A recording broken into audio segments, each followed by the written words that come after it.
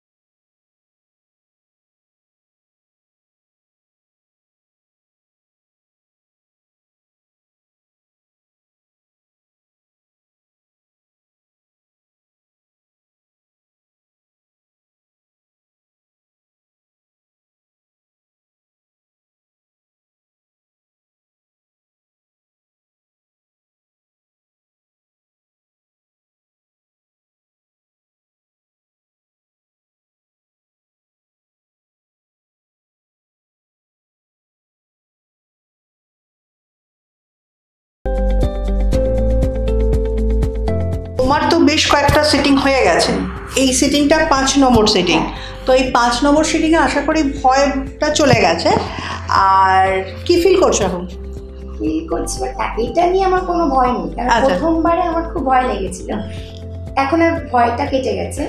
এবার প্রথম যখন আমি ফার্স্ট কেয়া ট্রাইকোলজি আমাদের ট্রাইকোলজি সেন্টারে এলাম, তখন কি হলো, আমার স্কিনটা ছিল ম্যাম পুরো মেছেদার যে দাগ হয় না, দাগ করতে স্কিনটা ডাল, আর আমাকে দেখতে লাগতো আমার বয়সের তুলনায় আমাকে একটু বেশি এজেড লাগতো। তো তখন এখানে যখন আমি কথা বললাম, তারপরে বললো যে এই গ্লুটাথিয়নের কথাটা বলা হলো। তা আমি তখন তো ভয় পাচ্ছিলাম যে কি ইনজেক্ট করবে আমাকে, তারপরে কি হবে আমি তো জানি না। তো ফার্স্ট দিন একটু ভয় ছিল, তারপরে এটা 5 নম্বর সিটিং। কিন্তু 4 নম্বর সিটিং করার পর আমি দেখলাম যে আগের থেকে আমার অনেক চেঞ্জ।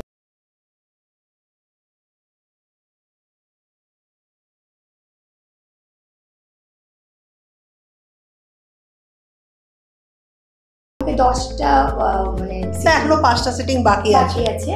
আর স্কিনটা ডাল ছিল, ওটার একটা ব্রাইট, এখন তো গ্লো এসে গেছে, একটা গ্লো প্রচন্ড গ্লো করছে, মানে কেমন একটা শুকনো শুকনো লাগতো আমাকে দেখে। আচ্ছা, মানে এখন ওই ব্যাপারটা এখন সেটা লাগে না, এখন মনে হচ্ছে যে ভর্তি করে তোমার স্কিনে ময়েশ্চার রয়েছে। না, এখন আমার ভালো লাগে আর কি। সেই সময় আয়নার সামনে যখন দাঁড়াতাম তখন বাবা কি কেমন, আর যখন বলতো হ্যাঁ একটু বয়স্ক লাগছে তোকে, আমার তখন খারাপ লাগতো, বাট এখন আমার খুব ভালো লাগে। মনিকা কিন্তু বলে দিয়েছে ওর কোনো ভয় নেই, সেটা কোনো টেনশন নেই। আর ব্যথাদায়ক কিছু ব্যাপার? ব্যথা তো কিছু না, আমি খুব খুশি। আচ্ছা, ও ভীষণ খুশি, ভীষণ ভালো রেজাল্ট পেয়েছে। হ্যাঁ, 5 নম্বর সেটিং মানে 4টে সেটিং আগে হয়ে গেছে, তাতেই কিন্তু অনেকটা স্কিন ওর গ্লো করছে। আমি তো ভাবছিলাম যে বোধহয় কিছু মেখে টেকে এসছে, কিন্তু এমনি স্কিনটা গ্লো করছে।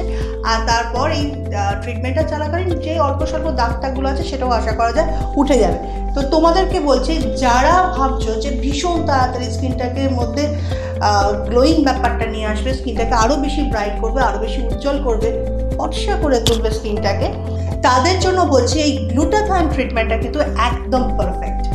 তার জন্য অবশ্য তোমাদের আসতে হবে কেয়ারশেড ট্রাইকোলজি এবং অ্যাস্থেটিক সেন্টার, কালীঘাট। কালীঘাট ছাড়াও কিন্তু এই ট্রিটমেন্টটা গড়িয়াহাটে হয়, উল্টোডাঙ্গাতে হয়, বাইকপাড়াতে হয়, বারাসাতে হয় আর শ্রীরামপুরে হয়। তাহলে তোমরাই দেখে নাও তোমাদের বাড়ির পাশে কেয়ারশেড ট্রাইকোলজি এবং অ্যাস্থেটিক সেন্টার ঠিক কোনটা রয়েছে। আমি এখন কেয়ারশেড ট্রাইকোলজি অ্যান্ড অ্যাস্থেটিক সেন্টারে আছি। তো আমার এখানে যে ট্রিটমেন্টটা হয়েছে সেটা হচ্ছে গ্লুটাথিয়ন ট্রিটমেন্ট।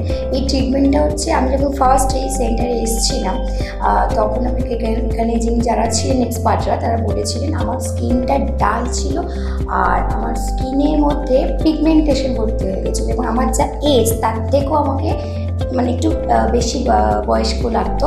তো যখন এনাদের কাছে বলা হলো এরা আমাকে সাজেস্ট করেছিল গ্লুটাথিয়ন ট্রিটমেন্টটা।